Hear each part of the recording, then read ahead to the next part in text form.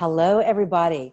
So my last blog, I promised that I would unveil, I should say, the final third chalkboard smart model that I use when working with businesses. And first of all, I just want to state as a personal disclaimer that I think that Peter Drucker's smart goal setting model is a beautiful tool. I just think that it has outlived its era. We show up a little bit differently as a culture these days. And so even though I love the smart goal modeling as a template, doing as I do, have tweaked it a bit. And that is what I want to share with you today. I forgot to grab a picture of it, so I'm going to pause for a second, be right back so we can use it. Okay, I went and got it. So now you can see the goal setting chalkboard. And you'll see that I've only changed a couple of things, just 3 in fact. So, just 3, modified the 4th. So I want to start at the beginning of it here. Under S, what we've got now instead of strategic, because strategic is really an element of your leadership, as you know, in my thinking. And I really think that's more appropriate to business development models is everyone shows up as a leader. And so being strategic is more of a built-in component that by default should be an element of goal setting. And so in goal setting, one of the things I think is really primary is scoreboards, right? Things that help people understand how well the goal is going. This can be done in boring old spreadsheets, or it can be done in a fun thermometer hanging on the wall for everyone to see. But some point of reference that helps everybody know how we're all doing in the team. How is that goal going? What do we want to possibly change or affect if it's not going the way we want to go?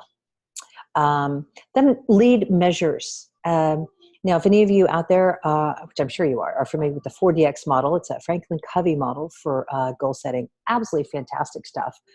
They don't share that stuff so much anymore. You have to buy into their program. So many of you might not be familiar with it. But the idea here for me, when I first was learning about the way they set this up, it was a complete game changer for me. Because the idea is that you want to find a way to measure your goals as you're working through them. What are those lead measure activities that are going to affect the outcome you're intending? The beautiful thing about this perspective is that you're finding out in real time, or very nearly, what's working and what's not, so that you can course correct, as opposed to waiting till your whole, say, 3-month endeavor was over and then looking back and saying, okay, so how did that go? I think this is really, really a fantastic way to look at designing your goals. What it does mean, though, is that you have to have good data. You have to have access to good data, and you have to have a little bit more strategic thinking going on when you're designing those goals, because you've got to figure out how to get that good data, how to document that good data, and then you want to be tracking it, right? Then we've got accountability. I think that this is so valuable in today's era, and it's the only word I've used twice through models because it's that important. See, because we have gotten into this notion that we're either right or we're wrong, and that is just insane. That's like saying we're driving correctly or we're not when we're trying to get to Missouri. You can't always be headed directly at Missouri, right? You're going to be having to take some lefts and some rights and over bridges and under turn passes. You can't directly get anywhere. We don't. We have to draw curvy lines. We have to make it the journey.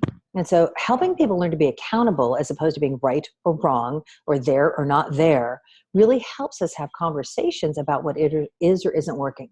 And that is really the underbelly of building quality teams that work together, is having difficult conversations, even when it's not working, so that you guys can get to how to make it work. Okay, relevant, of course, it's got to be relevant. But I think this is really an undervalued area of consideration. You know, a lot of times we think we know what's going to be a good goal to help affect the changes and outcomes we want. But we don't spend a lot of energy saying, are we sure that that's actually going to get us to where we want to go? So again, it's just about having a quality conversation. Ensure that your goals are relevant to what you ultimately want to accomplish. And top of mind.